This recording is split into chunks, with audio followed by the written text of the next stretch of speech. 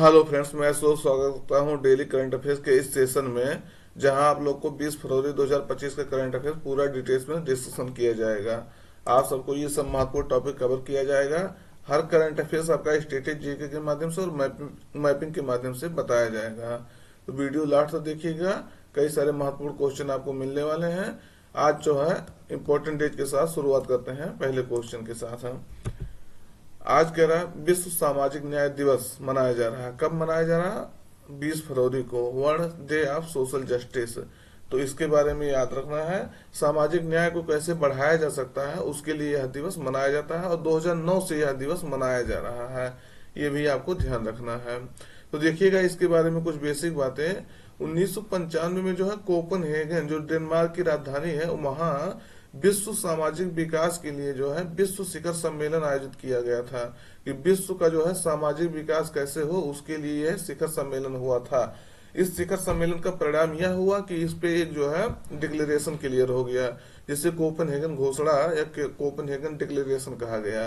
कुछ जो है इस पे बातें जो है निश्चित की गई। तो 26 जनवरी 2007 में जो है संयुक्त राष्ट्र महासभा ने 20 फरवरी को विश्व सामाजिक न्याय दिवस मनाने की घोषणा की। लेकिन 2007 में घोषणा किया, लेकिन यह 2009 में पहली बार मनाया गया और 2009 से यह जो है मनाया जाता है।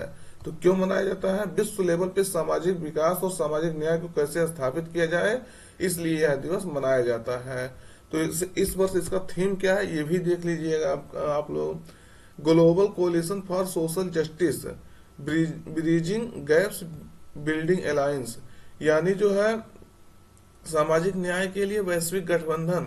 देखिए कह रहे हैं ना, ग्लोबल कोलिशन, वैश्विक गठबंधन सोशल जस्टिस के लिए, और जो ब्रिजिंग गैप्स है वो अंतरालों को पाटना, और बिल्डिंग अलायंस, और जो है गठबंधन बनाना। तो इस थीम के तहत इसको जो है मनाया जा रहा है अब की बार। तो याद रखना है, इम्पोर्टेंट है आपका। अगला है भारत के पहले ओपन एयर आर्ट वॉल संग्रहालय, यानी open air art wall museum का उद्घाटन कहाँ किया गया है? कह रहा भारत के पहले। अब ये क्वेश्चन आपका महत्वपूर्ण हो जाएगा, क्योंकि कोई चीज जो भारत में पहला बन रहा है या विश्व में पहला बन रहा है, तो जो है आपका महत्वपूर्ण हो जाता है। तो आप कहाँ बना है, ये उद्घाटन का कहाँ किया गया है? विकल्प में है मुंबई, नई दिल्ली, हैदराबाद, चेन्नई। सही उत्तर आपका रहेगा नई दिल्ली में इसका जो है उद्घाटन किया गया है। तो कौन किया, ये भी आपको बता देते हैं। लेकिन ये भारत का पहला ओपन एयर आर्ट वॉल संग्रहालय है। तो इसका उद्घाटन जो है नई दिल्ली के मौसम भवन में किया गया है। कब किया गया? 18 फरवरी 2025 को।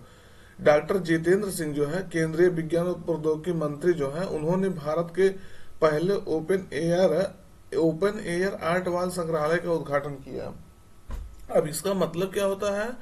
इसका मतलब ये होता है जो मौसम विज्ञान विभाग है भारत का, जो इसकी स्थापना जो है भारत मौसम विज्ञान विभाग की 150वीं वर्ष की यात्रा को चिन्हित करने के लिए स्थापित किया गया है। तो इसके जो मौसम विज्ञान विभाग है, उसके वाल पर जो है, उसके दीवालों पर ये संग्रहालय बनाया गया है। मतलब उस पर डिजाइन की गई है। मौसम से संबंधित जितनी घटनाएं हुई हैं, कैसे फोरकास्टिंग किया गया है, उसकी मतलब अनुमान लगाया गया है, कैसे उसका जो है लोगों को जो है बचाया गया है आपदाओं से, तो उस सब के बारे में पूरा जो है उसकी जितनी भी दीवार है मौसम विज्ञान संगठन का, इंडियन मेट्रोलॉजिकल डिपार्टमेंट का, उसकी दीवारों पर जो है खुले आसमान में यह संग्रहालय बनाया गया है। तो देखिएगा, संग्रहालय में 38 भित्ति चित्र है जो भारत की मौसम संबंधी प्रगति, आईएमडी के ऐतिहासिक विकास और समाज में इसके जो है योगदान को दर्शाते हैं। यह परियोजना दिल्ली स्ट्रीट आर्ट के सहयोग से जो है विकसित की गई थी, जिसमें जो है आईएमडी के मुख्यालय की बाहरी दीवारों की जो है भारत की मौसम पूर्वानुमान विरासत के लिए जो है एक कलात्मक श्रद्धांजलि में बदल दिया गया था। तो वही उसके दीवारों पर जो है, उसका जो मुख्यालय है नई दिल्ली में, उसकी दीवारों पर यह जो है बनाया गया है। ये इसका जो है आईएमडी का 150 वर्ष जो है पूरा हो गया है, क्योंकि इसकी स्थापना जो है 1875 में हुआ था। लेकिन जब स्थापना हुआ था तो इसका हेडक्वार्टर आपका कोलकाता में था। बाद में इसका हेडक्वार्टर चेंज होकर कभी शिमला में भी गया, कभी पुणे में भी गया, लेकिन वर्तमान समय में इसका हेडक्वार्टर कहाँ है, न्यू दिल्ली में है। तो ये चीज आपको याद रखना है। 1875 में हुआ था इसका स्थापना। तो इसका जो है 150 वर्ष पूरे हुए हैं, उसके याद में इसमें जो है उसकी याद में इसका उद्घाटन किया गया है। तो ये बातें आपको याद रखना है। उसका जो मौसम विज्ञान संगठन है उसके दीवारों पर ये बनाया गया है, देख लीजिएगा। आईएमडी जो है उसके दीवारों पर किस तरह से जो है ये आर्ट बनाया गया है, देखिएगा। ये आपके हैं कौन, जितेंद्र सिंह, जो विज्ञान और प्रौद्योगिकी मंत्री हैं, उनके द्वारा ये जो है देखिएगा पर्वतों का किस तरह से बनाया गया है, कैसे यहाँ जो है हिमफाल हो रहा है। तो ये सब पूरा जो है इसके बारे में इसमें इसके दीवारों पर बनाया गया है। इसीलिए क्या कहा जा रहा, पहला ओपन एयर आर्ट वॉल संग्रहालय। और आर्ट वॉल मतलब दीवार, तो वॉल पर जो है किस तरह से जो है म्यूजियम बनाया गया है। अगला है अपशिष्ट पुनर्चक्रण और जलवायु परिवर्तन 2025 सम्मेलन का उद्घाटन किसके द्वारा किया गया। तो ये आपको नाम से याद रहा होगा, अपशिष्ट पुनर्चक्रण, यानी जो अपशिष्ट होता है उसका पुनर्चक्रण करना और जलवायु परिवर्तन से संबंधित कुछ बातें जो है इस सम्मेलन में जो है डिस्कशन किया गया। तो इसका उद्घाटन किसके द्वारा किया गया। विकल्प में है शिवराज सिंह चौहान, भूपेंद्र यादव, ये भूपेंद्र है, भूपेंद्र यादव, अमित शाह, कीर्तिवर्धन सिंह। तो किसके द्वारा इसका उद्घाटन किया गया, सही उत्तर आपका रहेगा भूपेंद्र यादव द्वारा इसका उद्घाटन किया गया है। तो देख लीजिए इसके बारे में। अपशिष्ट पुनर्चक्रण और जलवायु परिवर्तन 2025 सम्मेलन जो है का आयोजन भारतीय पुनर्चक्रण और पर्यावरण उद्योग संघ REIAI द्वारा किया गया है। तो ये आपको याद रखना है, किसके द्वारा किया गया है, भारतीय पुनर्चक्रण और पर्यावरण उद्योग संघ द्वारा। यह सम्मेलन जो है भारत में पर्यावरण स्थिरता और आर्थिक विकास दोनों को जो है बढ़ावा देने के लिए अपशिष्ट पुनर्चक्रण की क्षमता पर केंद्रित था। तो क्या होता है, जो अपशिष्ट होता है, अपशिष्ट उसका कैसे जो है रिसाइकलिंग करके जो है अच्छे से अपशिष्ट को जो है ऊर्जा में कन्वर्ट किया जा सकता है, उस लिए जो है सम्मेलन आयोजित किया गया था। अपशिष्ट को किस तरह से खत्म किया जा सकता है, उसको पुनः यूज किया जा सकता है और उसका रिसाइकलिंग करके जो है एनर्जी में परिवर्तित किया जा सकता है। तो इस सब उद्देश्य के तहत इस सम्मेलन का आयोजन किया गया था। जो पर्यावरण मंत्री हैं भूपेंद्र यादव, उनके द्वारा इसका जो है उद्घाटन किया गया है। तो ये बातें आपको ध्यान रखना है। दोस्त अगर चैनल सब्सक्राइब नहीं किए हैं अभी तक तो सब्सक्राइब करिएगा और अपने मित्रों तक इसको एक बार जरूर शेयर करिएगा और वीडियो लाइक जरूर कर दीजिएगा। तो फिर अगला क्वेश्चन देखते हैं। अगला कह रहा है फरवरी 2025 में जो है भूकंप झुंड, जिसे कहते हैं अर्थक्वेक स्वार्म के कारण किस देश को आपातकाल की स्थिति में रखा गया है, या कह सकते हैं किस देश में आपातकाल जो है लगा दिया गया है। तो भूकंप स्वार्म के कारण जो है भूकंप झुंड के कारण, इसका मतलब होता है भूकंप झुंड जहां जो है एक ही तीव्रता के कई सारे भूकंप एक साथ आते हैं, उसे भूकंप झुंड कहते हैं। तो ये आपको बताना है जो है किस देश में जो है ऐसी स्थिति पैदा हो गई भूकंप झुंड की, जिसके कारण से वहां जो है इमरजेंसी लगाना पड़ा। तो विकल्प में है जापान, ग्रीस, इंडोनेशिया, ग्वाटेमाला। तो सही उत्तर आपका रहेगा ग्रीस। ग्रीस का जो है ग्रीस में ये जो भूकंप झुंड की जो है दशाएं देखी गई, जिसके कारण से वहां जो है आपातकाल लगाया गया। तो ग्रीस के जो है सेंटोरिनी आईओएस ये प्लेस है आपका वहां का।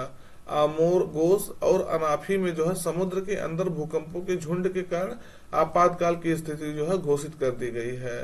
भूकंप झुंड देखेंगे, भूकंप झुंड कब होता है, भूकंप झुंड तब होता है जब समान तीव्रता की कई भूकंपीय घटनाएं एक छोटे से क्षेत्र में जो है एक के बाद एक आती रहती हैं। तो वही आपसे पता है ना, जब कई सारे एक ही तीव्रता की, मतलब अगर रिएक्टर पैमाने पे उसके साथ मापा गया भूकंप की तीव्रता, तो लगभग वो भी 7 की आने वाला 7 का वो भी रहे, उसके बाद भी जो है वो भी 7 रहे, लगातार ये कंटिन्यू आते रहे। लेकिन अगर इसका जो है इसकी तीव्रता अगर देखेंगे तो 7 अगर है तो 7 ही मतलब समान तीव्रता की भूकंप रहे। और इन झुंडों में अगर देखेंगे तो अक्सर जो है हजारों कम तीव्रता वाले भूकंप जो है शामिल हो सकते हैं या शामिल होते हैं, क्योंकि अगर बड़ा भूकंप आया है तो छोटे भूकंप उसके साथ आते हैं, लेकिन उसका काउंट हालांकि नहीं होता है। जो बड़े भूकंप होते हैं एक ही साथ आते हैं, उसको इसमें काउंट किया जाता है, उसी को भूकंप झुंड कहा जाता है। क्या कहता है, भूकंप क्षेत्र यानी अर्थक्वेक स्वाम। ये आपका टर्म भी याद रखना है, टर्म भी आपसे डायरेक्टली पूछा जा सकता है, ये क्या है, भूकंपीय झुंड कैसे आता है। तो जहां भूकंपीय ऊर्जा जो है बनती है और कम मात्रा में निकलती रहती है, वहां ये जो है आते हैं। तो इसके बारे में भी आप याद रखना है।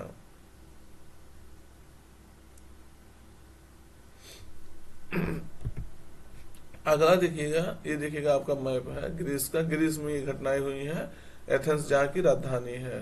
तो इसके बारे में आपको याद रखना है। अभी हम जल्दी ही इसके बारे में जो है आपको पूरा बताया था, क्योंकि यहाँ पे आप देखे होंगे यहाँ के राष्ट्रपति जो है नए चुने गए थे। अगला है पीएम आशा योजना की समयावधि जो है बढ़ा दिया गया है। तो इसका प्राथमिक उद्देश्य क्या है, आपको बताना है। ये जो पीएम आशा योजना है, इसकी समयावधि बढ़ा दी गई है, तो इसका उद्देश्य क्या था और इसको लॉन्च कब किया गया था, ये कोई भी आपसे पूछा जा सकता है, क्योंकि ये न्यूज में था। तो विकल्प में है किसानों की उपज का लाभकारी मूल्य सुनिश्चित करना, बेरोजगारों के लिए रोजगार उपलब्ध करना, जैविक खेती को देश में जो है बढ़ावा देना, आदिवासियों को निःशुल्क शिक्षा उपलब्ध कराना। तो ये आपको बताना है कि इस चारों में से कौन सा आपका सही उत्तर रहेगा जो पीएम आशा योजना का उद्देश्य है। तो इसका फुल फॉर्म होता है प्रधानमंत्री अन्नदाता आय संरक्षण अभियान। तो इसका नाम से जो है आपका थोड़ा सा अब स्पष्ट हो जाएगा। अन्नदाता मतलब किसान, तो किसानों की उपज का जो है लाभकारी मूल्य सुनिश्चित करना इसका मेन उद्देश्य था, मुख्य उद्देश्य था प्रधानमंत्री अन्नदाता आय संरक्षण योजना का। तो ये आपको याद रखना है। केंद्र ने जो है 15वें वित्त आयोग चक्र के तहत जो पीएम आशा योजना को 2025-26 तक के लिए बढ़ा दिया है, और यह किसानों के लिए जो है उचित मूल्य सुनिश्चित करता है और आवश्यक वस्तुओं की कीमतों को जो है स्थिर करता है। कैसे जो है सरकार, देखिएगा इस योजना के तहत जो है पीएम आशा योजना के तहत सरकार जो किसानों से होती है, जो सरकार की केंद्रीय एजेंसियां है, वो जो है दाम सुनिश्चित करने के लिए जो कैसे उनका जो है मार्केट में सामान्य जो है आया जाए, उसके बाद कैसे उनको जो है उचित मूल्य दिया जाए, उसके लिए जो केंद्रीय एजेंसियां होती हैं उसके द्वारा ये इसका खरीद किया जाता है, इन सामानों का, सॉरी इन जो है उत्पादों का जो किसानों द्वारा उत्पादित किया जाता है।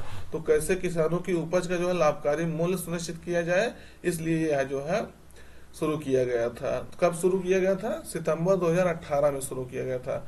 अभी इसका जो है 2025 और 26 के बजट तक जो इसका पीरियड है उसके लिए तक बढ़ा दिया गया है। तो ये आपको याद रखना है, महत्वपूर्ण होती है आपकी ये बातें। अगला है भारत किस देश में जो है international organisation of AIDS, AIDS है, नहीं ना है कि एड्स समझ लीजिएगा, जो एड्स होता है वो एड्स बीमारी नहीं है, एड्स टू मरीन नेविगेशन यानी IALA का उपाध्यक्ष वाइस प्रेसिडेंट निर्वाचित हुआ है। तो ये आपको बताना है, ये एक संगठन है, इंटरनेशनल लेवल पे ये संगठन बन गया है। हालांकि ये एक NGO की तरह कार्य कर रहा था लोकल लेवल पे, लेकिन अभी इसके जो है काम को देखते हुए इसको इंटरनेशनल लेवल का जो है संगठन बना दिया गया है।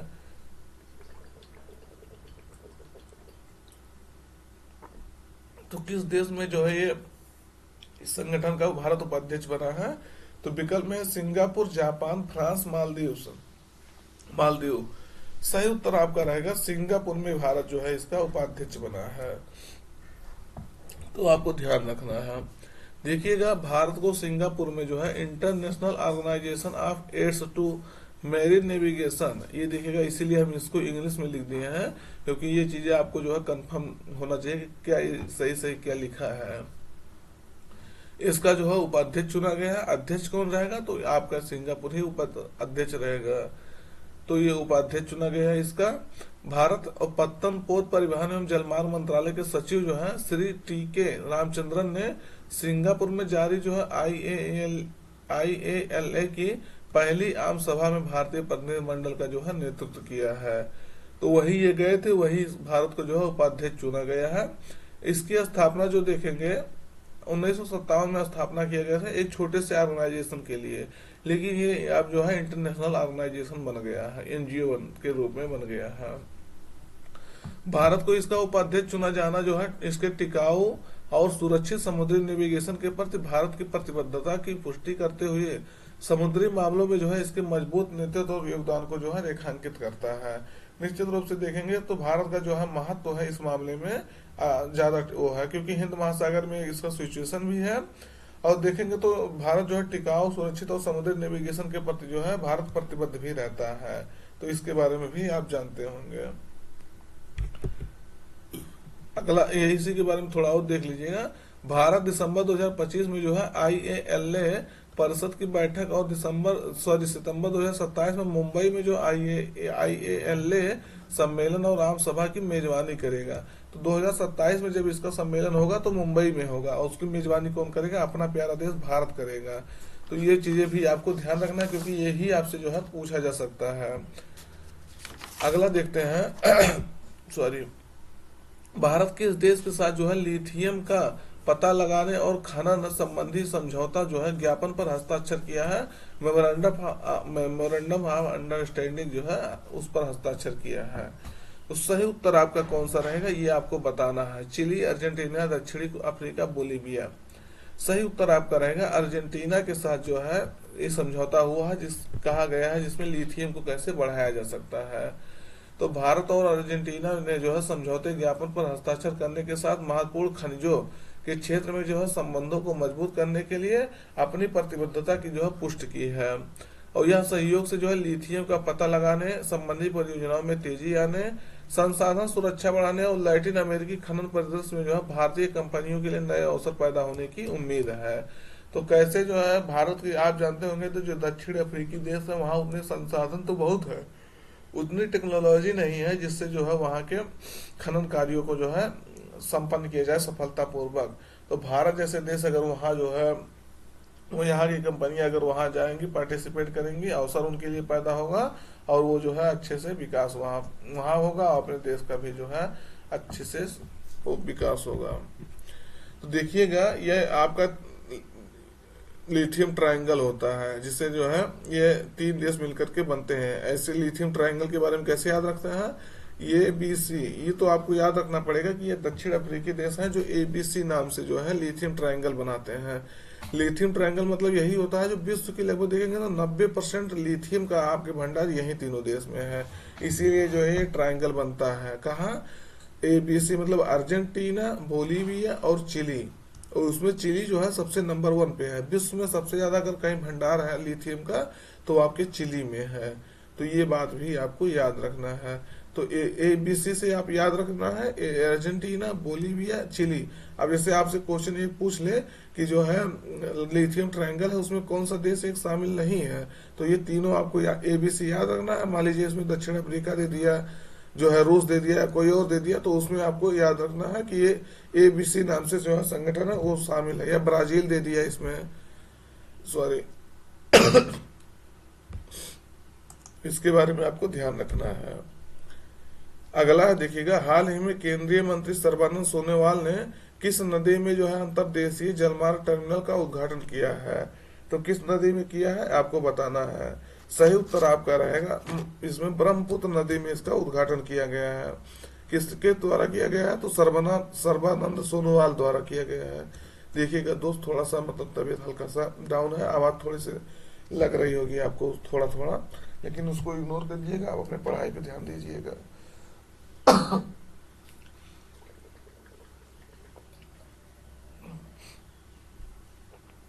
अगला देखिएगा इसके बारे में, सर्बानंद सोनोवाल जो केंद्रीय बंदरगाह, जहाजरानी और जलमार्ग मंत्री हैं, असम के पूर्व CM भी रह चुके हैं, ने असम के जोगी घोपी में जो है ब्रह्मपुत्र नदी पर एक अंतर्देशीय जलमार्ग टर्मिनल का उद्घाटन किया है। लगभग जो 82 करोड़ की लागत से यह बना है, और 2021 में इस टर्मिनल का जो है आधारशिला रखा गया था, तब अब इसका उद्घाटन किया गया है। यह टर्मिनल देखेंगे क्षेत्र में कनेक्टिविटी को बदलने तथा भूटान और नेपाल जैसे देश या बांग्लादेश के साथ जो है हमारे त्रिपक्षीय व्यापार को जो है बढ़ावा देगा।